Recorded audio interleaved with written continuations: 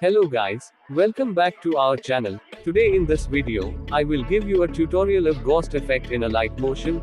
Before starting the tutorial, if you're watching our video for first time, please subscribe our channel and like this video. For more updates press the bell icon. So without wasting the time, let's start the video. Preview.